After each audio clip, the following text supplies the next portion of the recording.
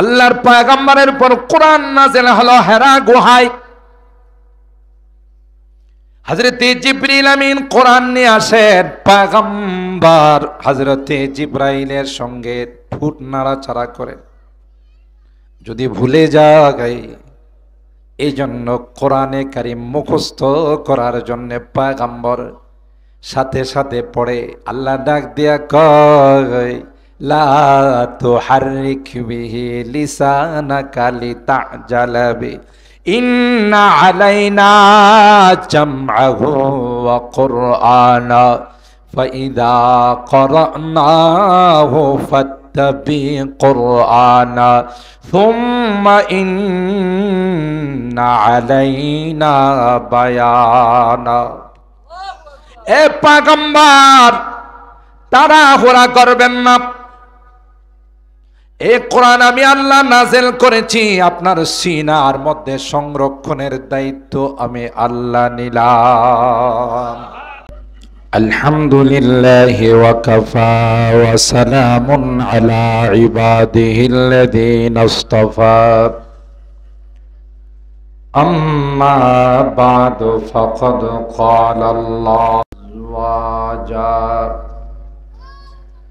أزواجا لتسكنوا إليها وجعل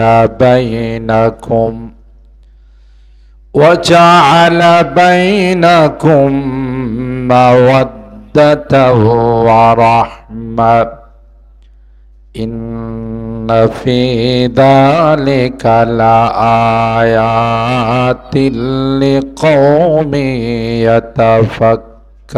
يتفكرون. وقال النبي صلى الله عليه وسلم تفكروا في خلق الله ولا تتفكروا في الله فإنكم لن تقدروا قدره أو كما قال عليه الصلاة والسلام. بارك الله لنا ولكم في القرآن العظيم ونفعنا وإياكم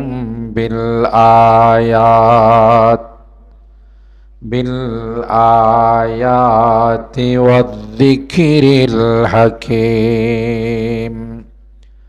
صدق الله العظيم وصدق رسوله النبي الكريم ونحن على ذلك لمن الشاهدين والشاكرين والحمد لله رب العالمين. محبতের সাথে সকলে দরুদ শরীফ পড়ি।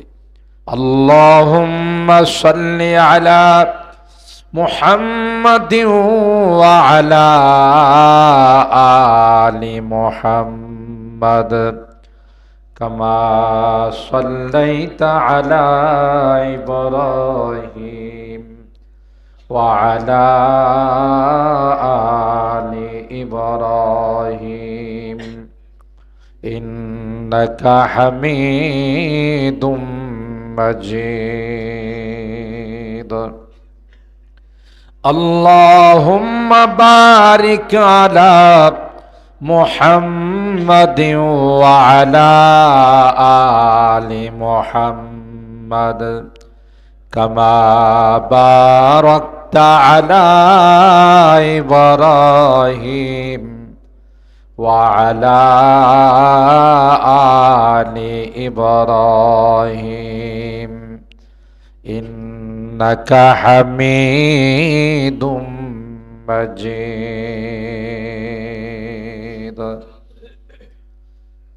मुझे बेखुदी ने लिए जा रहा हो, मुझे बेखुदी ने लिए जा रहा हो मोहम्मद मोहम्मद कहीं जा रहा हो बलगल उला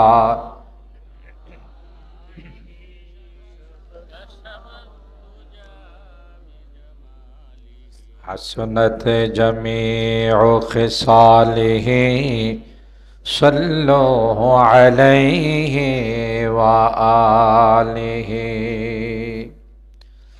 वही है गमगसर रोज़े महशर, वही है गमगसर रोज़े महशर,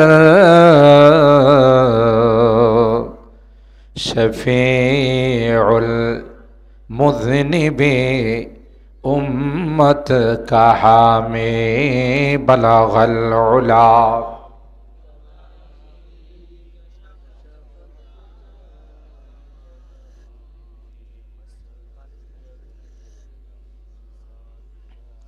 सल्लो अलैहि व आलिहि। अल्लाहुम्मा सल्लि व सल्लिम दाइमन अबदा अला हबीबिका खैरिल खल्क़ि कुल्लिहिम। जामिया इमाम अबू हनीफा रहिमाहुल्लाह खुर्शीद आलम इस्लामिया उत्तर মাজদাইর মাদ্রাসার হাফেজ ছাত্রদের দস্তারে ফজিলত উপলক্ষে আয়োজিত 15তম বার্ষিক ওয়াজ মাহফিলের সম্মানিত সভাপতি জনাব আলহাজ মোহাম্মদ গোলাম হোসেন সাহেব, বিশিষ্ট শিল্পপতি ও সমাজসেবক উত্তর মাজদাইর নারায়ণগঞ্জ, সহসভাপতি জনাব মোহাম্মদ শাহেদ আলম দীপু সাহেব মুতাওয়াল্লি অত্র মাদ্রাসা, প্রধান অতিথি আলহাজ মোহাম্মদ আরিফুর রহমান সাহেব, বিশিষ্ট শিল্পপতি ব্যবস্থাপনা ও পরিচালক ডয়েচল্যান্ড অ্যাপারেলস লিমিটেড নারায়ণগঞ্জ। আজকের মাহফিলে যিনি উপস্থিত হয়েছিলেন পীরে কামেল আলহাজ হজরত মাওলানা ইসমাইল হোসেন সাহেব দামাত বারাকাতুহুম, খতিব বাইতুস সালাত জামে মসজিদ চারারগো কালীর বাজার ও মুহাদ্দিস দেওবন্দ মাদ্রাসা নারায়ণগঞ্জ। আমার পূর্বে যিনি অত্যন্ত চমৎকার আলোচনা করেছেন হজরত মাওলানা মাকসুদুর রহমান আল ফরিদি সাহেব, পরিচালক মাদ্রাসা মারকাজুল আবরার ও খতিব বাইতুল মুকদ্দাস জামে মসজিদ গাবতলী মাজদাইর নারায়ণগঞ্জ, মুফতি বশির আহমদ সাহেব, মুফতি মাহদি আহসান সাহেব সহ হজরত উলামায়ে কেরাম, বেরাদারানে ইসলাম, পর্দার আড়ালের মা ও বোনেরা, আল্লাহ পাকের দরবারে লাখো কোটি শুকরিয়া যে রব্বে কায়নাত অগণিত অসংখ্য মানুষ থেকে নির্বাচিত করে আমাদের কিছু মানুষকে আজকের এই জান্নাতি বরকতি কোরআনী মাহফিলে আসার বসার তৌফিক দান করেছেন। এই জন্য এরাই তো বাংলাদেশের লাল সবুজের পতাকাকে বিশ্বের মধ্যে উড্ডীন করে, ঠিক কিনা বলেন? গোটা বিশ্বকে তাক লাগায়া আমার এই দেশের সম্মানকে উজ্জ্বল রাখে যারা, এরা হলো এই সকল কোরআনের পাখিরা। প্রথম যে হাফেজকে পাগড়ি দেওয়া হয়েছে তার বয়স মাত্র 11 বছর। আলহামদুলিল্লাহ করবেন না? কত? 11 বছরে কোরআনে কারীমের হাফেজ, 30 পারা কোরআন তার সিনার মধ্যে সংরক্ষণ করেছেন। চারটিখানি কথা উস্তাদরা বিজ্ঞ উপস্থাপক বলেছেন কোন কোন হাফেজ সম্পর্কে যে দৈনিক 10 পৃষ্ঠা করে সবক শোনাইছে। তাইলে যে হাফেজটা দৈনিক 10 পৃষ্ঠা করে সবক শোনায়, খতম করতে কয়দিন লাগবে? কোরআন কত পারা? কোরআন 30 পারা। তো দৈনিক যদি 10 পৃষ্ঠা করে সবক দেয়, 2 দিনে 1 পারা, 2 মাসে কোরআনে কারিম খতম। সুবহানাল্লাহর আওয়াজে মনে হয়েছে সবাই রোজা রাখছেন এরকম মনে হয়। আর একটু জোরে কন। এই এলাকাতে তো সুবহানাল্লাহ জোরে করলে পুলিশ ধরে না, তো না পরে মামলা হয়ে যায়। কোনটা হয়? এটাও অবাস্তব কয় না। আল্লাহ আমাদের হেদায়েত নসিব করেন। আল্লাহ আল্লাহ আল্লাহ, এটা কোরআনের মুজিজা। কোরআনের মুজিজা হলো ছোট ছোট বাচ্চাদেরকে আল্লাহ হাফেজ বানায় ফেলায়।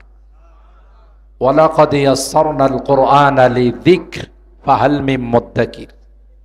আল্লাহ বলেন কোরআনকে আমি সহজ করে দিয়েছি। সুবহানাল্লাহ কোন।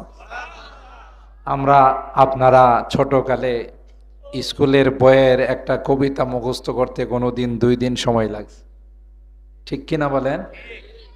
আর এই হাফেজরা, অনেক হাফেজ এরকম আছে, ইচ্ছা করলে এক বৈঠকে 1 পারাও শোনাইতে পারবে, সবক শোনাইতে পারবে।